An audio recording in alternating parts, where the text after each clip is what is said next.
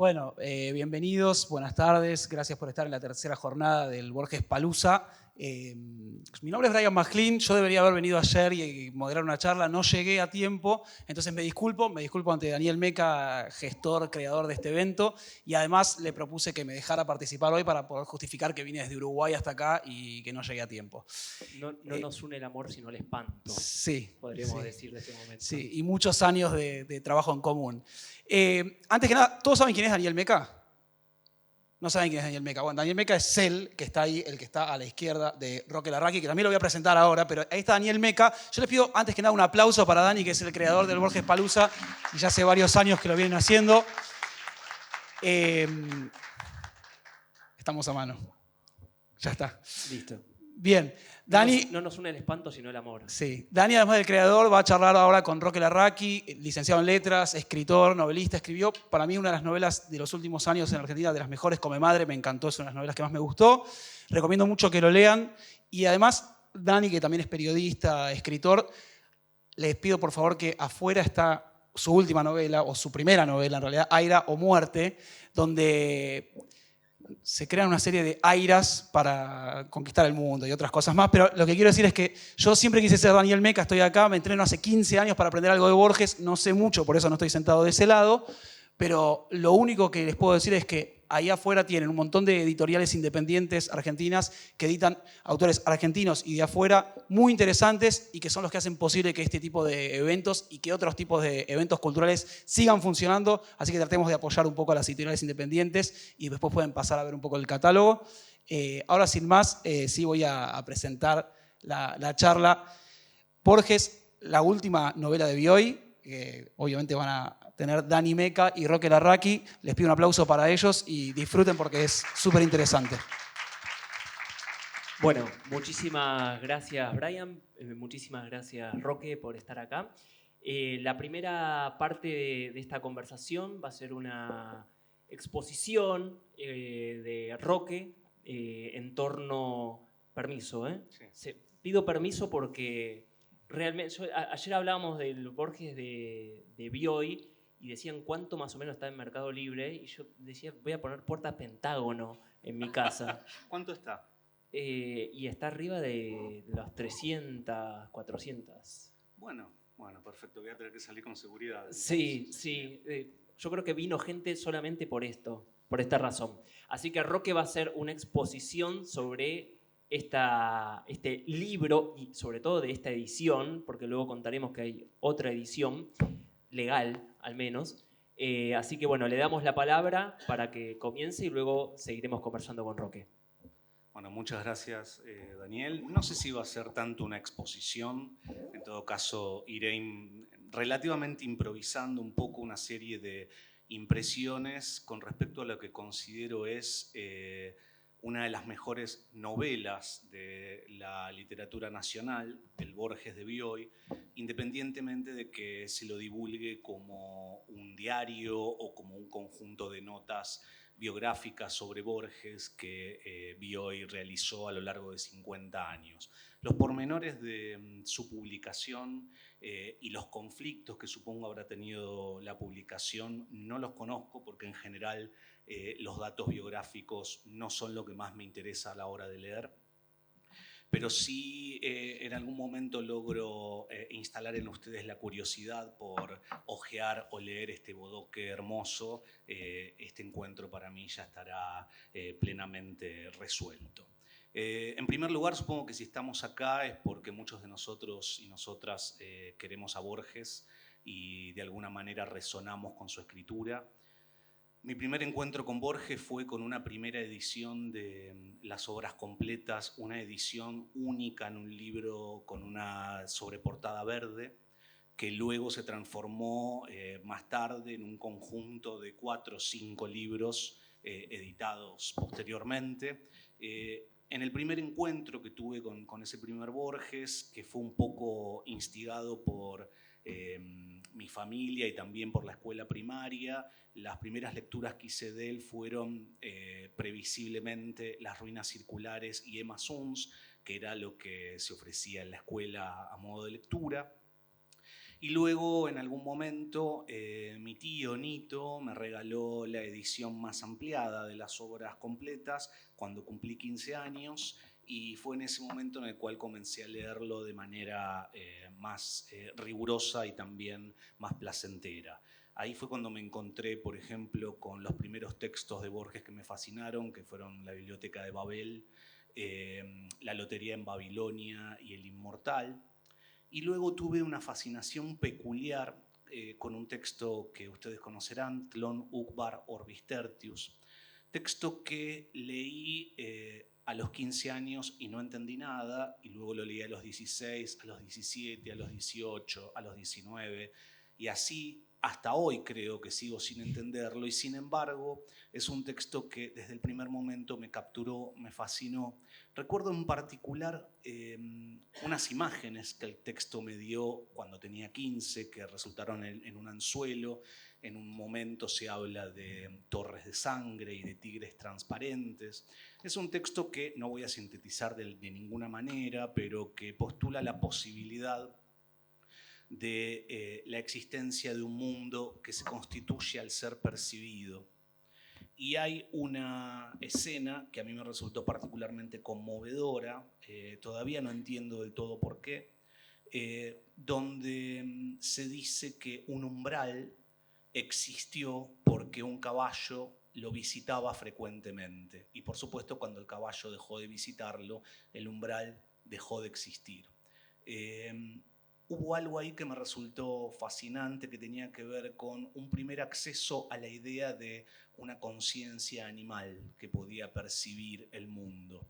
Es este tipo de encuentros azarosos, me parece, lo que la literatura nos propone para ampliar horizontes perceptuales, cognitivos, para meternos ideas que la vida cotidiana probablemente no lograría meternos, y que no sabemos muy bien para qué sirve, y probablemente sea mejor que no sepamos nunca para qué sirve pensar en un caballo que percibió un umbral. Dicho eso, luego me convertí en un fanático de Borges, me dejé embrujar por él, como nos ocurre a muchas y a muchos. Y muchos años después me encuentro con un gran amigo, Darío Steinberg, que me dice: Larraqui, ¿leíste el Borges de Bioy? Y yo le dije que no lo había leído, y manifesté a Darío una serie de prejuicios que yo tenía, no solo con el Borges de Bioy, sino con toda literatura que estuviera vinculada a la autobiografía, a la autoficción, a las narraciones del yo, que es un tipo de literatura que sigue sin resultarme particularmente atractiva, independientemente de que hay grandes libros trabajados desde ese lugar. Es un tipo de literatura, la autoficción, que me genera siempre un cierto resquemor, alguna incomodidad. En primer lugar, no soy fanático de la nostalgia, no me interesa como tema de lectura, tampoco me interesa el exceso de romantización de los traumas, y mucho menos la relación solipsista con los propios arcanos personales. Dicho eso, con todos esos reparos probablemente absurdos, le digo a mi amigo: no, la verdad que no me interesa saber qué pensaba Bioy de Borges, ni me interesa saber nada de su vida. Pero Darío insistió, me dijo: mira, ¿por qué no lo ojeás? Efectivamente me prestó primero el libro, lo tuve una semana, lo ojeé. Y comencé. Perdón, ¿te lo prestó? Me lo prestó porque en ese momento creo que se acababa de publicar y no era un bien preciado como hoy. No era una commodity. Para nada, para Okay. nada. Y lo primero que me llamó la atención fue que me encontré con un texto escrito con una gran tersura, con esa prosa de Bioy tan precisa, tan poco llamativa, tan poco decorada. Me encontré con un texto en el cual no estaban necesariamente las impresiones de Bioy acerca de su vida y la vida con su amigo, sino narraciones muy precisas de escenas, de acciones, de diálogos, en los cuales el mismo Bioy se narraba a sí mismo muchas veces en tercera persona, sobre todo cuando intenta hacer reconstrucciones más o menos fieles, menos que más fieles, me imagino, de los diálogos que tenía con Borges y con otros personajes que aparecen en este texto. Eso ya de por sí me llamó la atención positivamente, porque me acercó mucho más a la literatura y menos al espacio confesional al que tanto prejuicio le tengo de la autoficción. Poco tiempo, bueno, le devolví el libro, me quedé con muchas ganas de leer el resto, hasta que finalmente mi amor Ramiro me terminó regalando este libro, y este libro pasó a ser una compañía durante mucho tiempo. Es un libro que, si no lo han leído, les invito a leer. Es uno de esos libros magníficos que pueden ser leídos en desorden, que pueden ser consultados quizás como eventualmente uno puede consultar el I Ching. Es un libro que perfectamente permite una lectura de 5 minutos en la biblioteca o en el baño, y que gradualmente se convierten en una compañía, en una amistad. Una de las cosas que más me impresionaron en un primer encuentro, porque después, insisto, es un libro con el cual terminé conviviendo y al que vuelvo frecuentemente. Una de las primeras cosas entonces que me llamaron la atención fueron la cantidad de recursos más asociables a la ficción que a la autoficción que tiene el texto. Insisto, no es un conjunto de impresiones, sino más bien un conjunto de narraciones de diferentes escenas, de encuentros. Los encuentros que Bioy tuvo con Borges a lo largo de 50 años. De hecho, son 50 años de notas de diario que abarca este libro. Y en esos 50 años, de un modo muy fascinante, Bioy despliega, por un lado, evidentemente, una lógica de amor hacia su gran amigo. Digo, hay que tener mucho amor para escribir esto sobre el mejor amigo de uno, para estar tan atento a lo que dice el amigo, para recordarlo, para minuciosamente transcribirlo. Pero por otra parte creo que también, y esto incrementaba mi fascinación, también hay que odiar un poco al amigo para escribir esto. Esta mezcla entre amor, odio, recelo, envidia, profunda admiración, fue lo primero que me llamó la atención, entre otras cosas que ya dije que me han llamado la atención. Yo lo que advertía era que conforme avanzaba en la lectura de este texto, me iba encontrando con la cartografía de una relación amistosa de 50 años, en la que necesariamente uno va del amor al odio, al asco, al deseo, al romance, a la ignorancia mutua. Esas tensiones no lineales, atraviesan todo el texto. Y por otra parte, se trata de un texto que muy deliberadamente trabaja a Borges no tanto como un individuo, porque si así uno lo percibe, luego voy a leer algunas partes, si así uno lo percibe, si uno percibe que esto es el intento de Bioy por narrar una identidad, la identidad Borges, bueno, si es así, es un texto que podría ser incluso reprobable en sus éticas, porque por supuesto no lo deja todo el tiempo bien parado, por supuesto no es todo el tiempo admiración y amor lo que atraviesa estas páginas. Ahora lo vamos a ver con algunos pequeños fragmentos que voy a leer. Lo que hace Bioy, es en definitiva construir un personaje llamado Borges, algo que ellos han hecho muy frecuentemente ambos a lo largo de la literatura. De hecho, el texto que mencioné al principio, Tlön Uqbar Orbis Tertius, tiene como personajes principales a dos personajes llamados Borges y Bioy.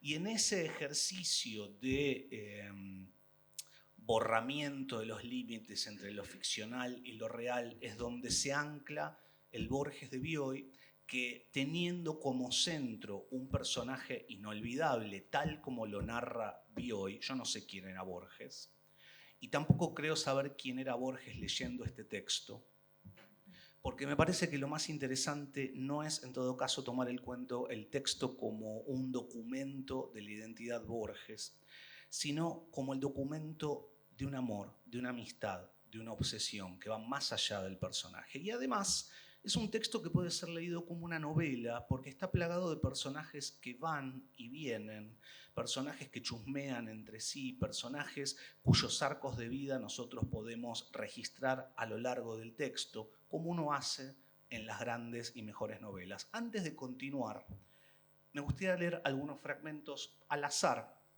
para que tengan una primera impresión, si es que no han leído el texto, de cómo está escrito y de qué la va.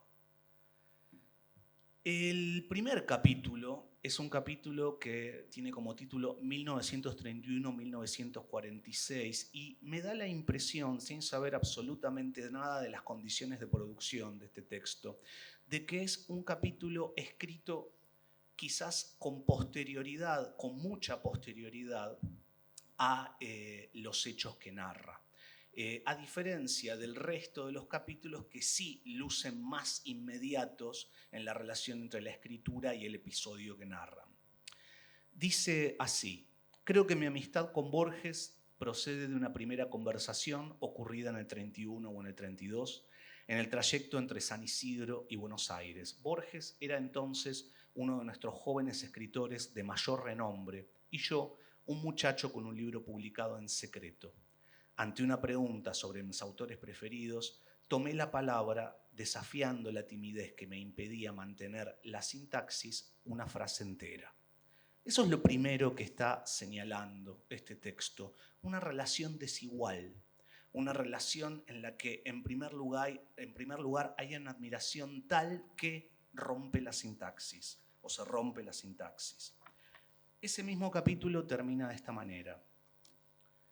¿Cómo evocar lo que sentí en nuestros diálogos de entonces? Comentados por Borges, los versos, las observaciones críticas, los episodios novelescos de los libros que yo había leído aparecían con una verdad nueva y todo lo que no había leído como un mundo de aventuras, como el sueño deslumbrante que por momentos la vida misma llega a ser. Este texto tan quizás conmovedor, que al mismo tiempo está presentando desde el punto de vista de un narrador, el personaje Bioy, que todo el tiempo se está escondiendo en el texto, que aparece sobre todo en la selección de los episodios y aparece, como dije al principio, a veces en la transcripción de ciertos diálogos donde Bioy se pone a sí mismo en tercera persona. Este es el inicio del texto. Este inicio luego es seguido por intervenciones o entradas de este tono. 1949, 22 de julio, un viernes, en Buenos Aires. Come en casa Borges. Come en casa Borges es una frase que se repite muy permanentemente a lo largo de todo el texto y es uno de los tantos recursos que hacen que este texto se permita ser leído como una ficción. Come en casa Borges. Después de comer vino Susana Soca, una especie de fantasma abúlico, con manía expositiva, evidente debilidad de juicio, dificultad casi penosa para hablar y extraña pronunciación. Parece que pronunciaba en lugar de carajo, carallo. Cuando se iban en una parte demasiado cercano, Borges me confió: es una opa, no por lo que dice. La inteligencia no está en lo que las personas dicen, es una cuestión facial. Todo el mundo dice las estupideces de Schopenhauer. En 1953, viernes 27 de marzo, en una nota para un libro de MC escribimos de Graham Greene: es casado y tiene una hija. Borges, : mejor sería poner: es casado y tiene una pija.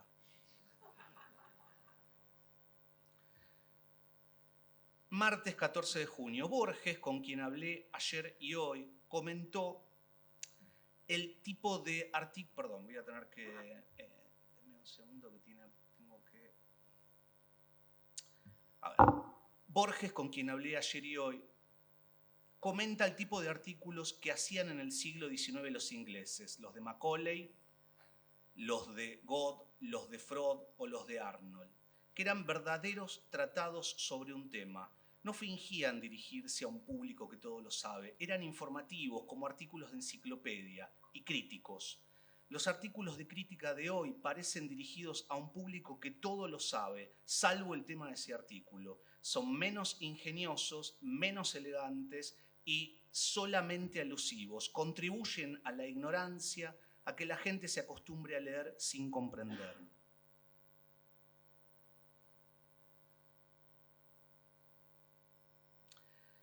Otra entrada. Mientras viva, dice Borges, Mallea será un escritor... Perdón, ¿Querés que lea yo? Es lo que está marcado, sí. Dale, mejor. Mientras viva, Mallea será un escritor de algún nombre. Después se hundirá en el olvido como si fuera de plomo. ¿Quién se atreverá a reeditar sus novelas? Nadie. Sábato también desaparecerá sin dejar rastro después de la muerte. Es curioso el caso de Sábato. Ha escrito poco, pero ese poco es tan vulgar que nos abruma como una obra copiosa. A Sábato lo odian a lo largo de todo el texto. Es muy bulineado. Sí, continuamente.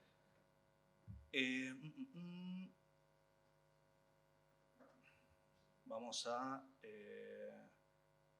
dame un segundito. No sé por qué no estoy viendo. Se supone que iba a ver. Ahí está.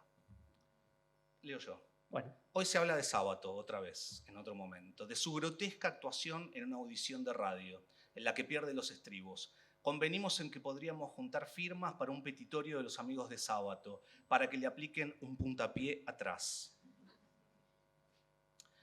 Otra entrada. Se habla de escritores argentinos, notables por su ignorancia. Naler Roxlo, el Negro Rojas Paz, Molinari. Nunca han leído nada, salvo tal vez algún poema o alguna crítica de uno de ellos sobre otro de ellos. Nunca leyeron novelas. Wilcock, 2 puntos. Cuando Sábato leyó Crimen y Castigo, contó el hecho a todo el mundo. Borges, 2 puntos. Hace un tiempo el Negro Rojas Paz descubrió a Dickens. Se encontró con González Lanuza y se lo ponderó con entusiasmo. González Lanuza sacó libreta y lápiz y anotó los títulos de las novelas de Dickens que su amigo le recomendaba. Bioy, 2 puntos. Acá habla de sí en tercera persona. Bioy, 2 puntos. Sábato se ha proclamado el Dostoyevsky argentino. Cancelamos el Sábato Palusa. Por favor, en honor a Borges. Sí. Sábado 25 de mayo, esto es en el 57. Come en casa Borges. Hablamos de negros norteamericanos que viven en conventillos y tienen Cadillacs. Borges, 2 puntos. Así era la gente aquí durante el peronismo. Se echaban encima todo lo que tenían. Vivían 5 en un cuarto y tenían heladera. Sábado 25 de junio, esto es el 59 también. Come en casa Borges. Mirando las fotografías que le tomé, comenta: se ve que tengo demasiadas manos y que no me falta ningún dedo. Se ve que no conozco las sillas. Soy como Adán, anterior a las sillas. Nunca me senté. Esta primera vez lo hago con recelo. Hay demasiado cuerpo y adentro estoy incómodo. No sé qué hacer. Es como si me hubiera encontrado de pronto en el cuerpo de una tortuga, de un cangrejo. 59. Viernes 5 de junio, come en casa Borges. No deja de poner el bastón sobre las sábanas de mi cama, ni de orinar mi baño. 61. Martes 25 de abril. Borges se quita la dentadura, la pone bajo el chorro de agua, la inserta de nuevo, se seca las manos y considera que se lavó para ir a la mesa.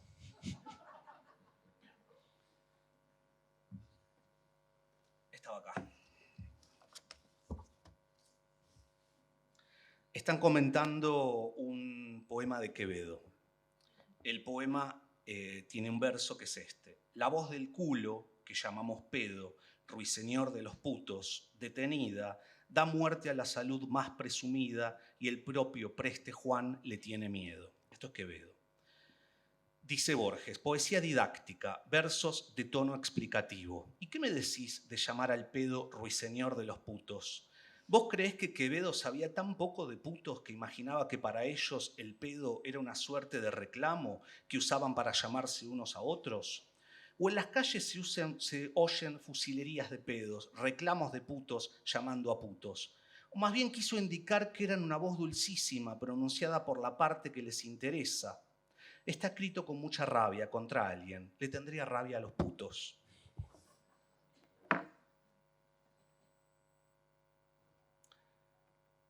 Esto es del 50, ¿no? Y dice Bioy: embrutecido por mi vida con las mujeres, el tenis, el poco sueño, mi colaboración en Los Orilleros se redujo a correr a la saga de Borges. Esto es una breve línea en la cual, como todos sabemos, Bioy hace referencia a que era un tipo muy galán, muy bello, que tenía muchos encuentros con señoritas, era admirado, tenía una vida mundana a la que Borges nunca pudo acceder. 4 párrafos más abajo cuenta esto. Marzo. Estela quería que Borges se acostara con ella. Una tarde en la calle se lo dijo brutalmente: nuestras relaciones no pueden seguir así, o nos acostamos o no vuelvo a verte. Borges se mostró muy emocionado, exclamó: ¿cómo? ¿Entonces no me tenés asco? Y le pidió permiso para abrazarla. A mí no deja de llamarme la atención que ambas referencias están en la misma página. Por supuesto, esto no sé si está del lado del amor, del odio, de la exposición a la vergüenza de su gran amigo, no lo sé.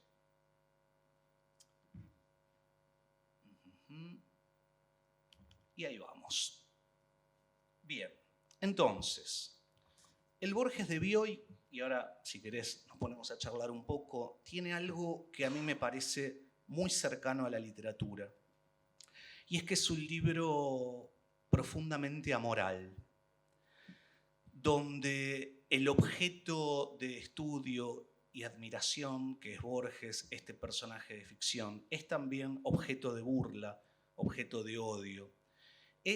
Piensen ustedes, si mi mejor amigo, cuando yo ya morí, publica esto, contando la relación que tengo con mi cuerpo, los problemas que tengo para seducir señoritas, los problemas que tengo con mi higiene personal, como hemos leído antes. Bueno, uno podría pensar, ¿qué tipo de amistad fue esa? Yo lo que creo es que no solo es un tipo de amistad de esas que duran toda una vida y que van en un vaivén que las hace vitales y que las hace posibles. Yo creo que es realmente muy difícil, si no imposible, tener siempre el mismo sentimiento por una persona a lo largo de mucho tiempo. Pero sobre todo, me parece que Bioy, al escribir esto, lo hizo con un espíritu profundamente literario, con toda la complejidad que supone el acceso a un personaje como el que él construye, este Borges, que nunca sabremos si fue el Borges que realmente existió, pero que sin duda podemos entender que es el Borges que Bioy quiso dejar constituido en estas páginas y que es profundamente conmovedor, profundamente rechazante también, porque está lleno de momentos de Borges con comentarios racistas, con comentarios antidemocráticos, con comentarios misóginos. Y junto con esto está el Borges que habla de literatura con una inteligencia luminosa, el Borges que se presenta desvalido frente a su amigo number one, y creo que de esto está hecho la alta literatura. ¿Vos cómo viviste este texto al leerlo?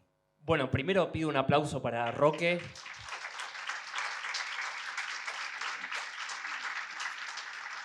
Bueno, fuiste abriendo varios laberintos, por decirlo de alguna manera. Primero me acordaba una frase, una historia, una anécdota que me contaba el sobrino de Borges, Miguel de Torre Borges, a propósito de lo que pasa ahí en el libro, que cuenta que cuando Borges recibía muchas señoras en la casa y cuando tenía ganas de mear, decía: ya vengo, le voy a dar la mano al monseñor. ¿No? Entonces él entendía que era una forma protocolar educada. Y parece que en una de esas cenas o almuerzos o lo que sea, había una señora muy católica. Y dijo, cuando volvió Borges, dijo: bueno, yo también quiero darle la mano al monseñor. y le empezaron a explicar que el monseñor ya se había ido. Y ella insistía, no, yo quiero darle la mano al monseñor. Cuando terminaron de explicarle que no había modo, ella, indignada, pero a la vez aleccionadora, dijo: Borges, a los monseñores no se les da la mano, se les besa el anillo. Bueno, me hiciste acordar un poco, esto me lo contaba Miguel de Torre Borges, fallecido lamentablemente hace unos meses, el último sobrino que quedaba de la familia de Borges. Y me parecía que ese registro que tenía en la intimidad Borges y demás es una forma también de romper distancias, ¿no? De esta idea de que Borges está en esa biblioteca de Babel, ¿no? Digamos, de forma etérea, como si fuese un ser sin cuerpo, ¿no? Un ser eternizado. En segundo lugar, voy transmitiendo varias ideas para ir haciendo un ping-pong. Algo que está en este libro, que a mí me parece fascinante, es la transcripción de la libreta de anotaciones de Borges y de Bioy, que cuando fueron jurados en 1963. Y les voy a leer algunas de las calificaciones que ellos le daban a los poemas que recibieron, porque son extraordinarias, son casi un libro en sí mismo. Por ejemplo, el poema 13, Perplejidad sintáctica. Poema 14, Mejor que otros, pero insensato. Poema 15, Inepto y escolar. Poema 16, No. Poema 17, tampoco. Poema 18, Autóctono y prescindible. Poema 19, Superior a los anteriores. Superiores anteriores. Este me encanta. Poema 20. Malo, malazo. Eso es de malo. Ya el doble adjetivo es de malo. El 21. Curiosa ortografía. 22. Irresponsable rimador. 23. Caótico. 24. Patriótico más ilógico. 25. Ilustrado y pésimo. 26, preocupado con cabello no logra el acierto. 27, inepto. 28, incoherente. 29, enérgico y tosco. 30, feble. 31, enfático y agrícola. Ese me encanta. Esto no pasa al INADI enseguida. Bueno, esto está acá y sigue un poco en la línea de lo que transmitía Roque. Tercera idea. Bioy y Borges no eran contemporáneos, ¿no? A veces se cree por las imágenes que circulan, que son las imágenes de ellos ya mayores, que eran de la misma generación. Borges le llevaba 15 años a Bioy. Cuando Borges estaba yendo a Ginebra en 1914, Bioy prácticamente estaba naciendo, ¿no? Es decir, cuando Borges se estaba yendo a Europa a formarse por diferentes circunstancias, pero se estaba yendo a Europa a formarse, Bioy estaba naciendo. Y eso es importantísimo para tener en cuenta de qué manera es el diálogo entre ellos, porque Borges permanentemente dice que Bioy para él es una influencia casi como paternal, como que le enseñó más de lo que él le enseñó a Bioy, ¿no? Hay una idea interesante ahí. Que, discúlpame, Sí. siempre se contrarresta también con una cuestión de clase. No deja de llamar la atención que a lo largo de todo el texto el que va a comer a la casa de Bioy es Borges. El que se acerca a Bioy, a los espacios aristocráticos de Bioy, es Borges y casi nunca al revés. Definitivamente, hay que ver qué pensaba Silvina de todo esto. Dos ideas más. Los últimos años de la vida de Bioy los dedica a escribir este libro. No es un libro que se publica post-mortem rescatado de unos cajones. Es un libro que Bioy, en función de la tesis de la novela, ¿no? que piensa Roque, Bioy dedica 10 años de su vida a escribir este libro, ¿no? Lo fue haciendo toda su vida, pero a la hora de editarlo. Y deja expresas órdenes a su albacea, Daniel Martino, para que lo publique. Esto habla de la preocupación que tenía Bioy de que este libro no solo se publique, sino que tenga el cuidado de él y la dirección que le quería dar. Es decir, es un texto deliberadamente publicado, ¿no? Quizás hay otros casos donde, no sé, pienso en Kafka, pienso en Max Brod y hay otras directrices, quizás un poco más inciertas, más confusas. Acá no hay ninguna confusión. Bioy quería publicar este libro. Por último, ayer hablábamos de cómo Borges se fue convirtiendo en un personaje pop, ¿no? De hecho, si vemos la gráfica acá, que los anteojos, además de homenajear su ceguera, quieren rockearlo. Y pensamos cuáles eran las formas en que Borges se fue convirtiendo en un ícono pop con el tiempo, ¿no? Y una de las premisas que encontramos era este libro, que hubo un antes y un después en Borges con la publicación del Borges de Bioy. Es decir, introduce un costado zarpadísimo de Borges que causa todo, no solo problemas legales, sino problemas de moral. Vos usaste, me encantó la palabra amoral, a Bioy lo llaman traidor, le dicen de todo, pero causa un ruido y modifica la perspectiva en que se lo lee a Borges. No solo eso, obviamente, hay un montón de elementos que fueron convirtiendo y han convertido y siguen convirtiendo a Borges en un ícono pop.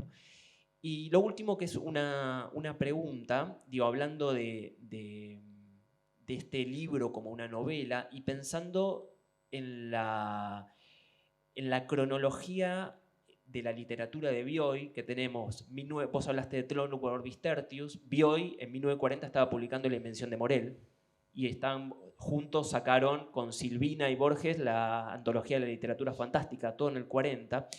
Después saca Bioy La Trama Celeste, El Perjurio de la Nieve, libros muy borgianos, un libro de cuentos muy borgianos, pero después va más hacia un criollismo fantástico, se podría decir, ¿no? Con Dormir al Sol, con La Guerra del Cerdo, bueno, con todos estos libros posteriores a los años 50. Preguntarte también en ese sentido, ¿dónde ubicarías esta literatura de Bioy dentro de esa cronología? Yo más bien me resistiría a ubicarlo en la cronología de sus textos literarios que fueron divulgados como textos literarios. Para mí esto es un ovni, no solo en la literatura de Bioy, sino también, creo, en gran parte de la literatura argentina. Este ejercicio donde confluye la ficción, la autoficción, el ensayo, la crítica, porque digo, he leído fragmentos, quizás, si se quiere, picantes, para dar una impresión del texto, pero este es un texto que está plagado de páginas extraordinarias en las cuales se habla de poesía, de literatura, de métrica, de estética, de filosofía. En la unión de todos estos elementos formales, yo creo que esta es una novela completamente fuera de serie dentro de la producción de Bioy. Bien, bien. Algo que me llamaba también la atención en torno al libro era que hablaban casi en pie de igualdad de, no sé, la literatura del siglo de oro español y la rosca en la SADE por conseguir el último voto, ¿no? Es decir, por el chiquitaje, por la rosca. Hay algo ahí en pie de igualdad dentro de la literatura, pues se puede leer con un manual de literatura, efectivamente, pero también con un manual de rosca, un manual de chisme. Es decir, estaban en todos los terrenos. Sí, sí, estaban en la rosca, en la escena literaria, odian a prácticamente todo el mundo que forma parte de la escena literaria en la cual ellos mismos participan. Se muestra a un Borges mucho más interesado por el chiquitaje de los premios de lo que originalmente uno pensaba que podía ser. Yo creo que también esto, insisto, yo creo igual que este es un Borges ficcional. Nosotros no tenemos acceso a Borges, sino a la criba de lo que Borges dejó en Bioy y que eligió poner en este texto. Lo que sí, este texto me parece que maravillosamente devuelve una dimensión humana y contradictoria de un Borges que durante décadas se nos presentó desde la estatuaria. Yo muchas veces siento mucha incomodidad viendo entrevistas que le hacen a Borges, entrevistadores que quizás o lo admiran demasiado o no lo han leído y que le hacen preguntas insoportables. ¿Qué es la eternidad, maestro? ¿Por qué el interés por los laberintos? Y Borges intenta hacer chistes que no le comprenden, no se ríen con sus chistes. Y tampoco indagan demasiado. Recién veía esta, ¿no? Cuando Borges hace el comentario sobre lo que opina sobre la democracia. Tampoco es que hay una repregunta, una indagación más fina con respecto a lo que ocurre con ese pensamiento. Insisto, porque Borges llegó a un momento tal de estrellato que parecía que todo lo que emanaba de él eran palabras de mármol. Me parece que acá están las palabras de espuma y las palabras de mierda también, junto con las de mármol, que tanto bien le hacen a la constitución de una figura más compleja y fundamental para la literatura mundial como es Borges. Eran malos malazos los dos, digo, parafraseando. Pensaba en esto y lo que veíamos, porque Borges deja dos frases ahí. Uno, la democracia es un abuso de la estadística, y otro es cuando le preguntaban qué haría con las elecciones y decía postergarla unos 200, 300 años. Un poco esto que tenía una chispa, una provocación, la idea, y que este libro está lleno. Yo creo que es un gran libro, es una gran fábrica de tweets, ¿no? Lo que tiene. Bueno, ya no se dice tweets, se dice igual no está Elon Musk acá, ¿no? Así que, pero es una gran fábrica de frases. Probablemente lo hubieran cancelado a Borges. Bueno, no es el tema de esta charla, ¿no? Pero siempre digo, Borges está a 5 minutos de ser cancelado. Es porque no lo leen. Uh-huh. Por supuesto sería absurdo cancelarlo. Por supuesto, sí. Estamos ironizando, ¿no? Pero claro que sí. Yo creo que sí, no se lo lee, y que incluso muchas veces no se lo lee con el sesgo que quizás sería deseable leerlo. Vuelvo a insistir, acá, no solo acá, la literatura de Borges está llena de humor, de provocaciones, de ironías, de escenas entrañables y de escenas repugnantes, que es lo que justamente constituyen su complejidad y su valor estético. Es muy probable que se lo hubiera cancelado hoy en día. No creo que resista la más mínima inspección del INADI en ningún momento. Dos últimas cosas y vamos cerrando para dar pie a la próxima conversación. Pensaba en el Bioy cronista, en el Bioy periodista, en esta tercera persona que vos acentuás. Es decir, ese correrse, tercerizarse, pero a la vez estar presente, ¿no? Ese movimiento que no lo habíamos visto a Bioy, porque más allá de que todos los escritores de la época tuvieron de alguna manera tradición periodística, porque era o en Sur, bueno, Borges quizás con mucha más énfasis en el diario Crítica de la Argentina, es sorprendente cómo Bioy trabaja el registro de anotar aquello que escucha. No sabemos si es fidedigno o no es fidedigno, pero tampoco interesa. No termina de ser interesante si es palabra por palabra o no. Es el efecto que genera este modo de hacer periodismo. Sí. Es muy impactante leerlo en sentido formal. Esa distancia que quizás proviene de su recorrido por el periodismo, que es también un modo de su elegancia sintáctica. Es cierto, hace hablar a un montón de gente y pareciera que, y esto es lo que da un viso de sospecha si es que uno tiene la ingenuidad de pensar que acá hay realidad, que todos hablan igual, todos hablan más o menos igual, con la misma elegancia, con la misma precisión gramatical y sintáctica, con la misma discreción de recursos estéticos y formales. Aún así, pareciera ser que ha prestado mucha atención, sobre todo a su gran amigo, enemigo, amor, obsesión, todo eso que se trasunta acá, y escuchar, o mejor dicho, fingir que uno escucha a Borges leyendo a Bioy, es realmente muy placentero. Y es lindo pensarlo así, ¿no? Porque la literatura de Borges tiene ese oficio de la sospecha permanente. Bueno, ustedes saben que esto no... Mejor dicho, estoy muy contento con esta charla porque esto no es festival que es una misa de Borges, no nos ponemos túnicas y leemos Tronum Orbis Tertius.